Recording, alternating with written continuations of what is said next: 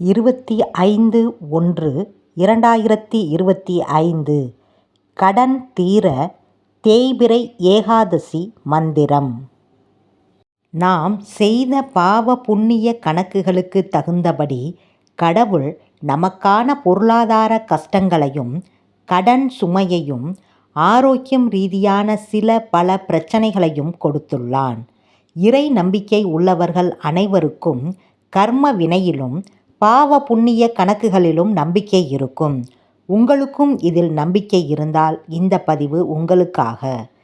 செய்த பாவங்களை நீக்கி புண்ணியத்தை தேடிக்கொள்ள வேண்டும் என்றால் மாதந்தோறும் வரக்கூடிய தேய்பிறை ஏகாதசி திதியன்றும் வளர்பிறை ஏகாதசி திதியன்றும் அந்த பெருமாளை நினைத்து வழிபாடு செய்ய வேண்டும்.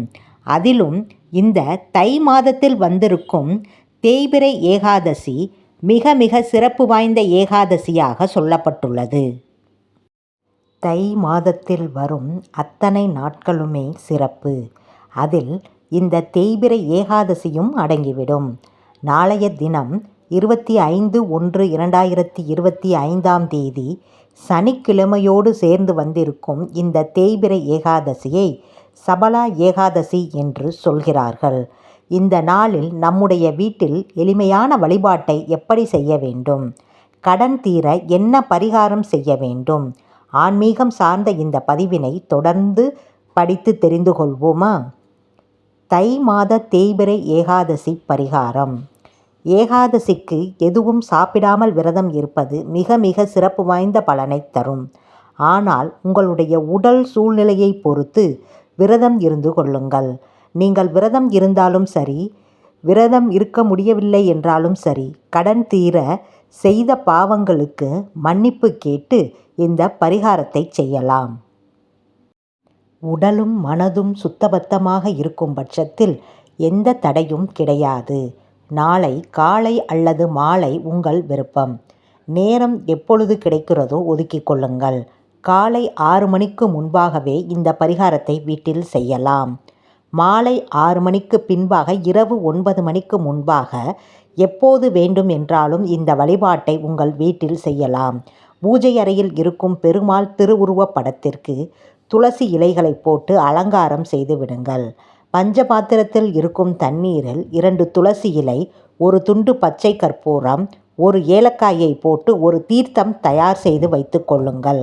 பூஜை அறையில் விளக்கு ஏற்றி வைத்து விடுங்கள். பெருமாளையும் மகாலட்சுமியையும் மனமுருகி வேண்டிக் கொள்ளுங்கள். உங்கள் முன்பாக இருக்கும் பஞ்சபாத்திர தண்ணீரை மட்டும் எடுத்து உங்கள் கையில் வைத்து கொண்டு பின் சொல்லக்கூடிய இந்த மந்திரத்தை உச்சரிக்க வேண்டும். இந்த மந்திரத்தை ஏகாதசி நாள் முழுவதும் சொன்னாலே உங்களுக்கு புண்ணியம் கிடைத்துவிடும்.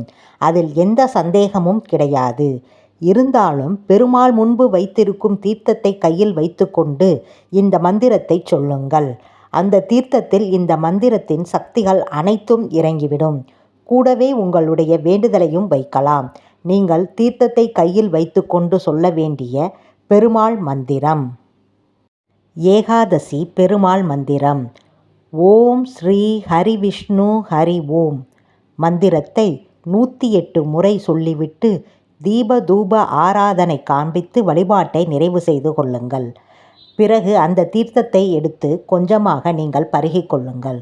உங்கள் வீட்டில் இருப்பவர்களுக்கு பிரசாதமாக கொடுங்கள். இந்த தீர்த்தத்தை வீடு முழுவதும் தெளித்து விடலாம். பெருமாளின் அனுக்கிரகம் உங்களுக்கு பரிபூரணமாக கிடைக்கும். நம்பிக்கை உள்ளவர்களுக்கு இந்த எளிமையான பதிவு மிக மிக நல்ல பலனை கொடுக்கும். சனிக்கிழமை பெருமாளுக்கு உரிய நாள். தை மாதம் சனிக்கிழமைகளில் இந்த தேய்பிறை ஏகாதசி வந்திருப்பது மிக மிகச் சிறப்பு. இந்த நாளில் கடன் சுமை தீர இந்த வழிபாட்டை செய்யுங்கள்.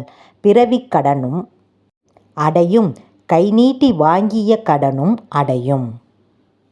இந்த நாளில் உங்களால் முடிந்தால் யாருக்கேனும் அன்னதானம் செய்வது உங்கள் பாவங்களை இன்னும் விரைவாக குறைக்கும். புண்ணிய பலனை உயர்த்தி கொடுக்கும். ஆட்டோமேட்டிக்காக உங்களுடைய கடன் கொஞ்சம் கொஞ்சமாக குறைய துவங்கும்.